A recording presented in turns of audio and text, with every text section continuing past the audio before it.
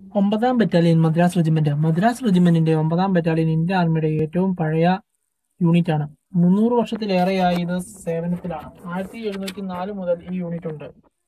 കാലാൾപ്പടയാണ്. ഊട്ടിയിലെ Willingdon ആണ് റെജിമെന്റിന്റെ centre. Thiruvithamkoor Dutch യുദ്ധം, കുളച്ചിൽ യുദ്ധം, second world war, operation Polo, Indo China war, Indo Pakistan war, operation Rakshak, operation Parakram എന്നിവയിൽ പങ്കെടുത്തു. പഴയ തിരുവിതാംകൂറിന്റെ തലസ്ഥാനമായ പത്മനാഭപുരത്ത് 1904 ഈ ബറ്റാലിയൻ ഉയർന്നു വന്നത്. തിരുവിതാംകൂർ മഹാരാജാവിന്റെ വ്യക്തിഗത അംഗരക്ഷകരായി ഉയർത്തപ്പെട്ട ഈ യൂണിറ്റ് യുഗങ്ങളിലൂടെ പുനർരൂപകൽപ്പന ചെയ്തിട്ടുണ്ടെങ്കിലും പിരിച്ചുവിടലിന്റെയും പുനർനിർമ്മാണത്തിന്റെയും ചരിത്രം ഇല്ലാതെ അതിന്റെ വ്യക്തിഗത ഐഡന്റിറ്റി നിലനിർത്തുന്നത് തുടരുന്നു.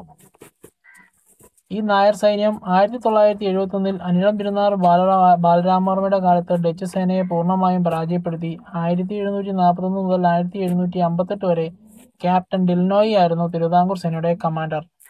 1935 തിരുവിതാംകൂർ രാജ്യം ഇന്ത്യൻ സ്റ്റേറ്റ് സ്കീമിൽ ചേരുകയും battalion first Travancore national infantry അല്ലെങ്കിൽ തിരുവിതാംകൂർ സ്റ്റേറ്റ് ഫോഴ്സ് എന്ന് നാമകരണം ചെയ്യുകയും ചെയ്തു. തിരുവിതാംകൂർ സ്റ്റേറ്റ് ഫോഴ്സിന്റെ കമാൻഡറായി നിയമിതനായ ഫസ്റ്റ് ലഫ്റ്റനന്റ് കേണൽ HS സ്റ്റവാർഡ് ആണ്. ഇന്ത്യൻ സ്റ്റേറ്റ് ഇൻഫൻട്രി ബറ്റാലിയനായി ഇതിനെ പുനർസംഘടിപ്പിച്ചത്. 1951 ഏപ്രിലിൽ ബറ്റാലിയൻ ഇന്ത്യൻ ആർമിയുടെ ഭാഗമായി 1954 മദ്രാസ് റെജിമെന്റിലായി. മദ്രാസ് റെജിമെന്റിന്റെ 9ാം ബറ്റാലിയനായി പുനർനാമകരണം ചെയ്യപ്പെട്ടു. അവരുടെ ധീരതയ്ക്ക് അംഗീകാരമായി ആളുകൾ അവരെ ഭീകരർ എന്ന് വിളിച്ചു.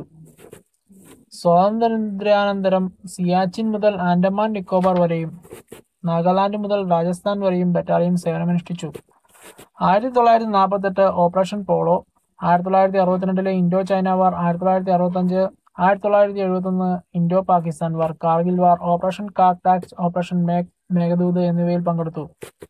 1971 യുദ്ധത്തിൽ ക്യാപ്റ്റൻ ഗോപാൽ കുമാർ രാമൻ പിള്ളയ്ക്ക് വീരചക്രം ലഭിച്ചു.